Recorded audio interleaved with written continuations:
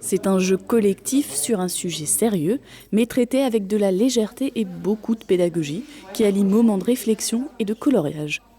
Vendredi après-midi au lycée polyvalent Tessier, une cinquantaine de collégiens et de lycéens de Bitche ont participé à un atelier de création de fresques sur le changement climatique. Alors en fait, ces ateliers de création de fresques, ils découlent du comité d'éducation à la santé et la citoyenneté, dans le cadre d'un projet éducation-développement durable avec les 3 collèges du pays de Bitche et le lycée Tessier de Bitche.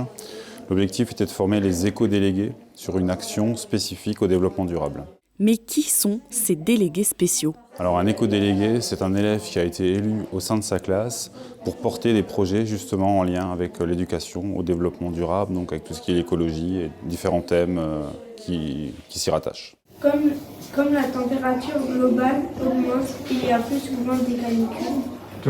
Le jeu en plusieurs étapes, basé sur les données du rapport du GIEC, a été proposé par l'association Fresques du Climat. La fresque du climat, c'est un atelier en 3 heures pour les adultes et 2 heures lorsqu'on le fait en version junior, qui fonctionne en différentes phases. La première phase étant le positionnement de cartes dans l'ordre des causes et des conséquences pour comprendre pourquoi le système climatique est déréglé.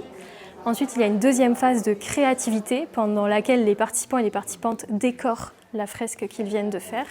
Et après, on passe à une troisième phase qui est la phase de réflexion autour des pistes d'action auxquelles on peut songer pour réduire nos émissions de gaz à effet de serre. Grâce à ce jeu, les adolescents ont appris beaucoup de choses. On apprend pas mal de choses parce que c'est des éléments qu'on ne parle pas forcément en cours, des choses qu'on ne connaît pas forcément ou qu'on ne s'est juste pas forcément intéressé à certains sujets.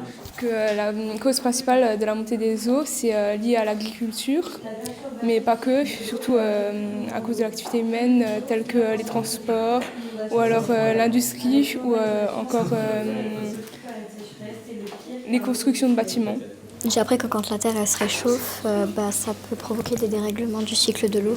On se rend plus compte de l'importance qu'on doit porter à notre quotidien. Par exemple, quand on prend la voiture, les transports en commun, ou quand on mange, par exemple.